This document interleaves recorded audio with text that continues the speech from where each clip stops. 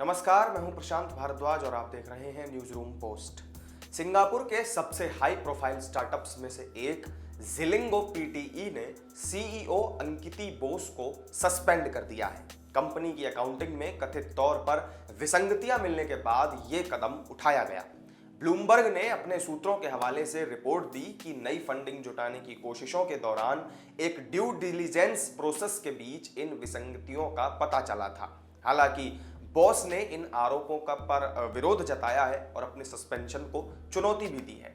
उन्होंने कंपनी के कदम को विच हंट बताते हुए अपने निलंबन का विरोध किया और कहा कि ये कंपनी में एक निवेशक के खिलाफ उनके द्वारा की गई उत्पीड़न की शिकायतों का भी नतीजा है। जिलिंगो अपैरल मर्चेंट्स और फैक्ट्रियों को टेक्नोलॉजी की आपूर्ति करने वाली एक स्टार्टअप कंपनी है। ड्यू डिलिजेंस प्रोसेस के हिस्से के रूप में जब निवेशकों ने इसके फाइनेंसेस पर सवाल उठाना शुरू किया, तब उस वक्त कंपनी गोल्डमैन सैक्स ग्रुप इंक की मदद से 15 करोड़ डॉलर से लेकर 20 करोड़ डॉलर जुटाने की कोशिश कर रही थी। अगर जिलिंगो ये फाइनेंस जुटा लेती तो उसकी वैल्यूएशन 1 अरब डॉलर के पार जा सकती थी, लेकिन यह डील बीच में ही अटक गई। जिलिंगो के निवेशकों में टेमासेक होल्डिंग्स पीटीई और सेक्योया कैपिटल इंडिया भी शामिल हैं। निवेशकों ने फाइनेंशियल प्रैक्टिसेस की जांच शुरू कर दी है। सूत्रों का यह भी कहना है कि जिलिंगो के ऑडिटर ने इसकी अकाउंटिंग पर सवाल उठाए। जिलिंगो को लेकर रेगुलेटर्स ने यह भी कहा कि उसने 2019 के बाद से अपने सालाना फाइनेंशियल स्टेटमेंट्स दाखिल नहीं किए हैं। सबसे बड़ी चिंता यह है कि जिलिंगो हजारों छोटे मर्चेंट्स के एक प्लेटफॉर्म पर लेन देन और राजस्व के लिए जिम्मेदार है। ब्लूमबर्ग की एक और रिपोर्ट के मुताबिक 2 लोगों का कहना है कि अंकिति बॉस ने गलत काम के आरोपों को लेकर विवाद खड़ा किया और उनका तर्क है कि उनका सस्पेंशन कुछ हद तक उत्पीड़न के बारे में उनकी शिकायतों के कारण है। उन्होंने अपने लिए वकील के तौर पर प्रोविडेंस लॉ एशिया के अब्राहम वर्गीस को हायर किया है और जांच को विच हंट करार दे दिया है। 31 मार्च को अंकिति बोस को 3 बोर्ड सदस्यों के साथ एक मीटिंग में बुलाया गया और इसके बाद खातों में विसंगतियों और मिसमैनेजमेंट को लेकर गंभीर शिकायतों के बारे में उन्हें बताया गया। बाद में जांच फर्म क्रोल के 2 लोगों ने उनसे पूछताछ की। उनका निलंबन 5 मई तक चलेगा। अंकिति बॉस ने अपने वकील के जरिए यह तर्क दिया है कि निदेशकों ने प्रक्रिया के दौरान सही तरीके से प्रक्रियाओं का पालन नहीं किया। साथ ही उन्होंने उन्हें निलंबित करने के निदेशकों के अधिकार पर भी सवाल उठाया है।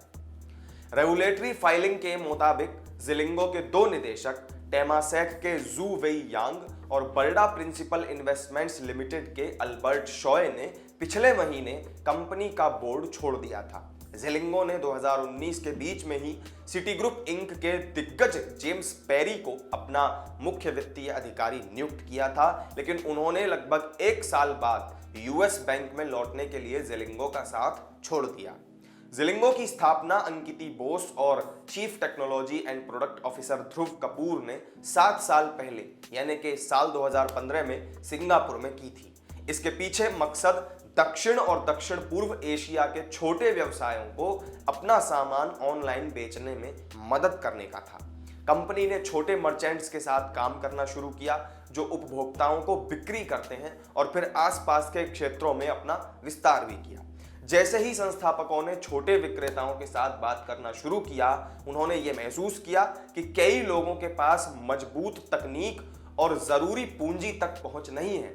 इसने उन्हें सॉफ्टवेयर और दूसरे उपकरण विकसित करने के लिए प्रेरित किया जो मर्चेंट्स को वियतनाम या बेंगलुरु जैसी जगहों में फैक्ट्रियों तक पहुंचने की एक्सेस देगा और सीमाओं के पार शिपिंग की जटिल प्रक्रिया को सुगम बनाएगा।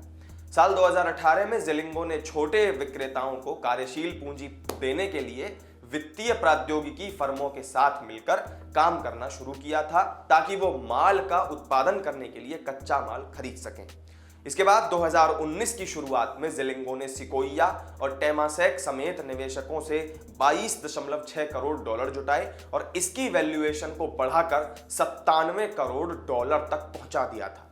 बोस तब 27 साल की थी।